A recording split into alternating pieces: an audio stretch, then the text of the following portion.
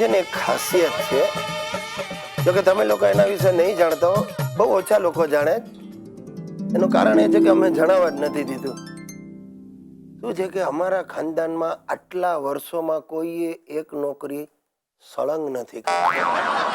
થાય શું કે અમે જ્યાં પણ નોકરી કરતા હોઈએ ને એ શેઠિયાનો ધંધો રાતો રાત ડબલ થઈ જાય અને પછી એ દેવાળું કાઢે. તમારા મનમાં એમ થતું હશે કે ભાઈ ધંધો જો ડબલ થઈ જાય તો દેવાળું કેવી રીતે કાઢે? હું તમને સમજાવું. મારા દાદા હરીશ, મારા બાપા શિરીષ અને હું ગિરીશ, અમે બધા ઉદાર. એટલે ઉદારી જાણે અમારા લોહીમાંથી જ ટપકે. અમે શું, કોઈ પણ ગ્રાહક આવે ને બિચારો ઉધાર માંગે ને તો ઉત્સાહ ભેર એને ઉધાર આપી દઈએ.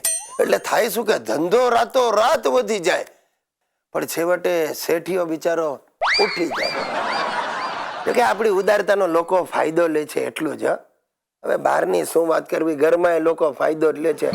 તમારી બૈરી સુશીલા બોલે, જો કે આમ જરા હસીને વાત કરું ને, શું સ્માઈલ આપું, તરત હાથ લંબાવે, જરા 500 રૂપિયા આપો ને. મેં કહું તારે સુશીલા શું કરવું છે 500 રૂપિયાનું? મને કે મારે જરા ફેશિયલ કરાવવા જવું છે. હવે મૂક ને આ ફેશિયલ બેશિયલ, એકચ્યુઅલી તો તારે છે ને પ્લાસ્ટિક સર્જરીની જરૂર છે, એ કરાવ. મને કે હા, ગઈ હતી એ પ્લાસ્ટિક સર્જન કહેવાય ને એની પાસે હું ગઈ હતી. 35,000 રૂપિયા એને કયા. અને મેં એમને પૂછ્યું કે સપોઝ ડોક્ટર પ્લાસ્ટિક હું તમને આપું તો ડોક્ટર ઉઠીને બહાર ચાલી ગયો. હવે આને શું કેવું બોલો, પ્લાસ્ટિક પોતે લઈ જાય, આવી તેની બુદ્ધિ. દર્શક મિત્રો, મારે કરીના કપૂર સાથે બધા રિલેશન તોડી નાખવા છે. આ કરીના કપૂરે અમારા ઘરમાં કેર વર્તાવે છે. બોલો, છાપામાં કરીનાના ફોટા જોઈને હવે મારી ધરખમ પત્ની સુશીલાને સાઈઝ 0 બનવું છે, અને એ પણ કસરત કર્યા વગર આયુર્વેદિક ટ્રીટમેન્ટ દ્વારા. રોજના 1000 રૂપિયા આપીને કોઈક સંકટ મોચન આયુર્વેદિક સેન્ટરમાં જાય છે, અને મારા માથે સંકટ વધારી દીધું છે. ગિરીશ, હું કેવી લાગુ છું? જેવી લાગતી હતી એવી. શું એટલે તમને મારામાં કાંઈ ફરક નથી લાગતો? ના, આ ઉંમર થઈ ને એટલે આખે મોતિયો આવ્યો છે. બાજુવાળા મનુભાઈને તો તરત દેખાયું. શું ભનિયાને શું દેખાયું? એ જ કે મારું વજન 7 દિવસમાં 700 ગ્રામ ઓછું થઈ ગયું છે. 7 દિવસમાં 700 ગ્રામ? સ્વામી સંકટાનંદની ફાકીની અસર છે.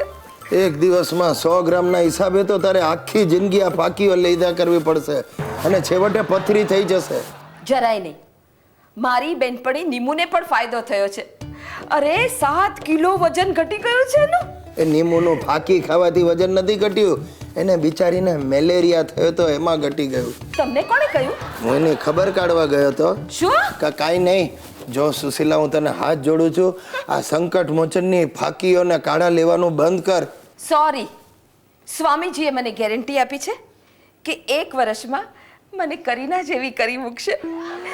ये मेरा दिल प्यार का दीवाना. ભાઈ એ દીવાની એ બસ કર તું સુશીલા. તું કરીના બનતા બનશે તારો સ્વામી મને કાદર ખાન બનાવી દેશે. બસ બસ, બહુ થઈ હવે ફાલતુ વાતો. આ લિસ્ટ પકડો અને આયુર્વેદિક ફાર્મસીમાંથી આ જડીબુટીઓ લઈ આવી દો. મને સ્વામીજીએ આનો કાળો બનાવીને રોજ પીવા કહ્યું છે. આ શું છે? ગુલગુલ ગુટિકા, વિહંગ વટી, સર્પાદી ચૂર્ણ, શ્વાનાદી ભસ્મ. અરે આવી બધી જંગલી જડીબુટીઓ લઈને ઓળનું છોડ થઈ જશે. બસ બસ, તમને મારી ઈર્ષા આવે છે અને ડર લાગે છે કે આ સોસાયટીમાં બધા લોકો કહેશે કે આ ગિરીશ કાગડો દહીથરું લઈ ગયો. પણ એક વાત કાન ખોલીને સાંભળી લો કે આ વર્ષે હું મિસિસ અમદાવાદ બ્યુટી કોન્ટેસ્ટમાં ભાગ લઈને જ રહીશ. ये मेरा दिल प्यार का दीवाना. અરે રામ, આ ભાગ લેશે ને મારા ભોગ લાગશે. બ્યુટી કોન્ટેસ્ટ વાળાને બ્યુટી ક્વીન ને બદલે બેન્ડિટ ક્વીન નો એવોર્ડ આપશે.